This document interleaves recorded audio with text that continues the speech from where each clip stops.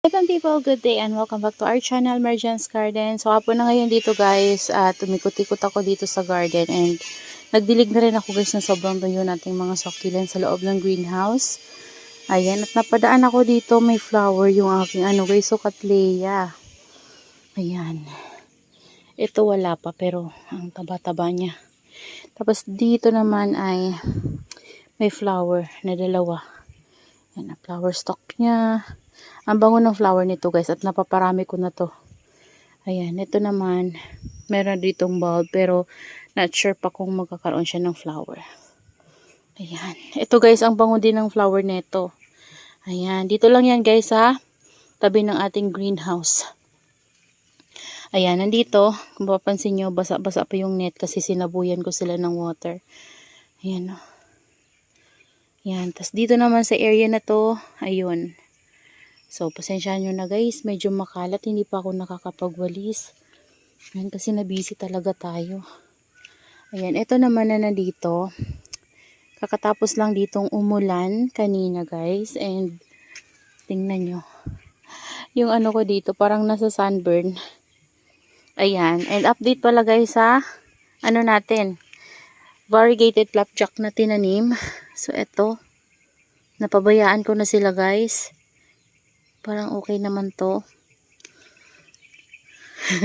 Merong guys, so na sunburn. Sunburn, na lusaw. Ito yung buhay na to guys, na kinuha ko dito sa Yan, may ugat na yan. Yan yung last natin na tinanim pero nalusaw siya guys. Na sunburn siya dito na area. Yan. Ewan ko kung bakit. Nanibago siya. Tas ang damo guys, ang lalaki na oh. Diba? Tas ito, ang lalaki na ng mga damo. Kailangan na silang damuhan. Yung iba natin dito namatay. Yung iba ay parang hindi lumaki. Ayan, eto nakuha ko pala yung baby ng aking agave. Ayan yung mother niyan guys. Yun. So nakita ko, kinuha ko na yung baby niya. Parang last week ko pa yan guys nakuha. So, ito. Charan, ang ganda ng variegation ng leaves kaso parang may sunburn guys kasi oh. Yan oh. Yan, tama.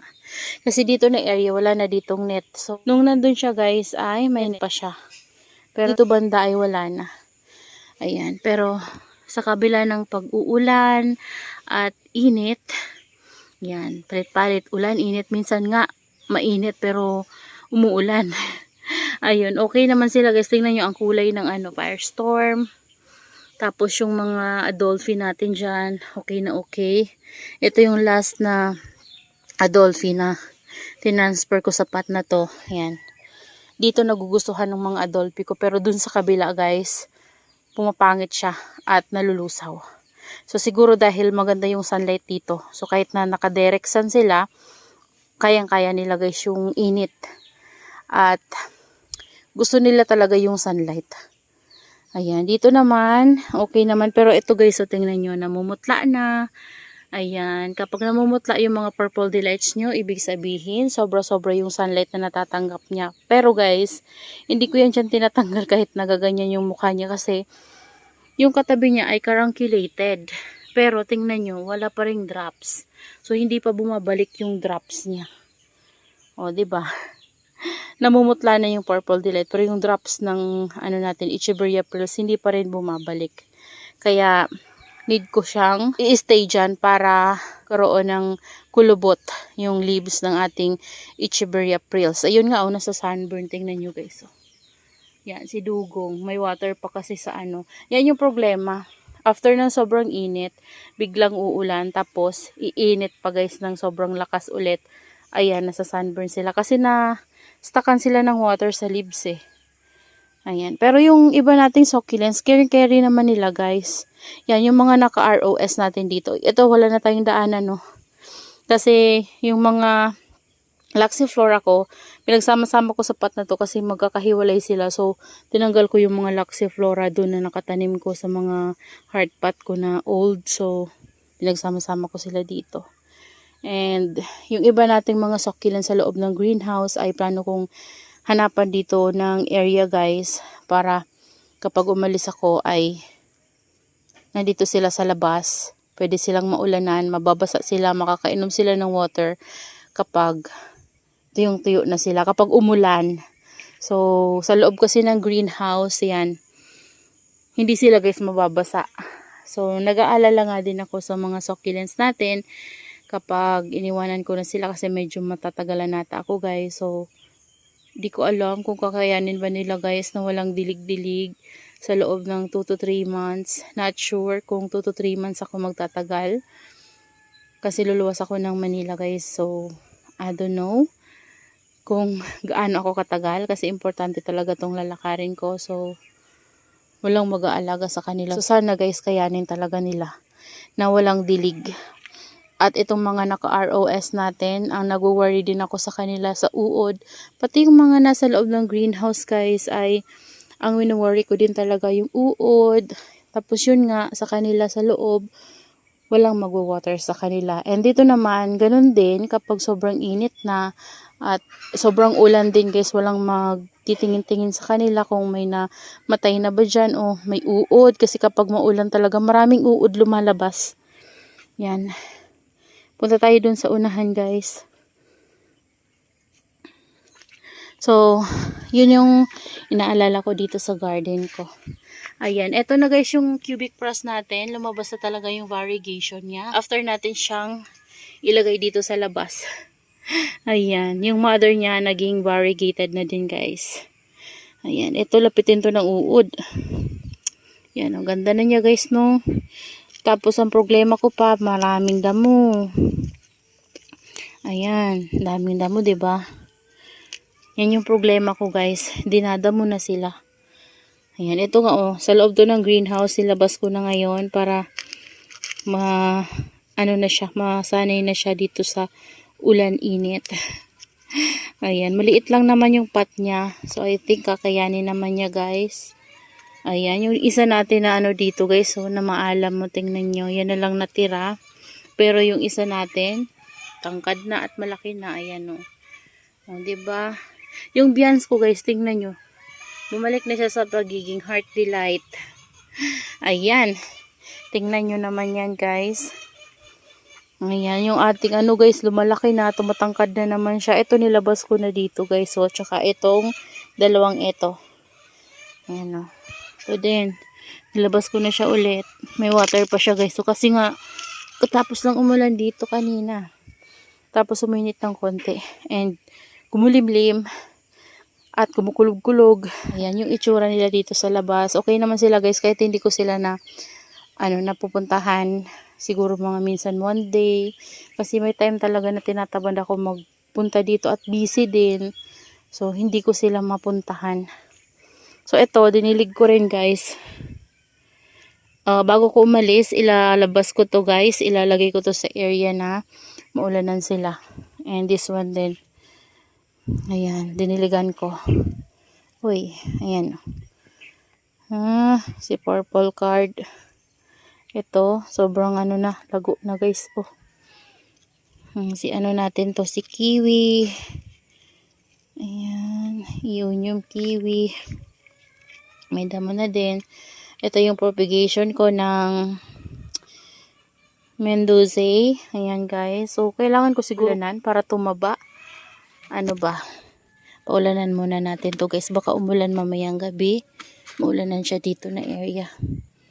Ayan. So, ito, ginawa ko. Ginanon ko muna guys. Kasi, tingnan nyo, nagmo-moist yung soil. So, napupunta doon sa pinakapuno niya. Parang nagkakaroon siya ng amag. So, ayan. Ginanito ko muna guys para makasingaw yung pinakailalim niya. At matuyo to kapag nainitan. Ayan. So, eto, diniligan ko rin itong mga ito guys. Pero spray lang yung ginawa ko. Ayan, spray lang yung ginawa ko para hindi sila mabigla sa water. Ayan, and last time kasi parang nagdilig ako dito ng buko. So, ngayon, spray lang talaga yung ginagawa ko. So, ikot ko kayo guys. Dito naman, ayan yung itsura ng ating mga succulents. Ayan. But parang tingnan nyo guys, oh. Parang mas gusto niya yung doon na area. Yan oh, naglagas yung leaves niya. Ayan, yung ating lovely rose. Tapos ayan, okay naman sila guys nung nilipat ko sila dito. Pero dito kasi na area medyo hindi na masyadong mainit. So parang makulimlim ng konti. May sunlight naman pero parang makulimlim na ng konti. Ito oh, mga neglected natin na plants. Ayan oh. Si ano to, napapabayaan ko lang yan siya dyan. Oh, may nalusaw na dito guys. Oh, sobrang tuyo nito. Grabe to. Ang tuyo. Ito din. Ay, ito basa to. Kasi dito, sira yung ano natin, oh. Ayan, oh, nababasa siya dyan. Ang Chloe na yan, hinayaan ko na dyan sa labas. Tingnan nyo, guys. Ano na, elongated na. So, yan yung mga succulents natin, guys, dito sa labas. At dito na area ay, pakita ko sa inyo. Nandito pa yung spray ko kasi nagdilig ako. Ayan, eto, diniligan ko na to last day. So, ngayon, hindi na muna ako magdidilig sa kanila. Ito lang yung in-spray ko. Kasi medyo tuyo-tuyo na naman siya, guys. Ang lalaki na kasi ng pretty in pink ko na to, guys. Ayan, oh, nagkakaroon na siya ng color. Ayan. Yan yung mga pretty in pink ko dati na kalbo-kalbo. So, ngayon, ayan, maganda na siya. Kasi kalbo-kalbo yan dumating sa akin. Sira siya sa transit. So, hindi maganda yung air dry ni seller. Pero, napaganda pa rin naman natin guys. Ulit, matagal-tagal nga lang. Yan yung mga cuttings natin ng Chloe. Ito yung kinalbo ko. Okay naman siya. Magkakaroon din yan guys. ng mga babies. Ayan. So, yan yung mga succulents natin na nandito. Ito yung mga variegated natin na purple delights. Pansin nyo naman guys, may mga var. Nandyan, banda. Ayan, super balm nandito. At nandito yung isa nating variegated super balm at silver balm. Ayan. Ito naman yung ating Black Prince. Ayan. Yung flower ni Black Prince. Matagal-tagal din bago mag-open. At ganyan guys yung itsura ng flower niya. Oh. Ito meron na din. Ayan. Ito pala guys ay update. Nung ano natin. Sino nga ito?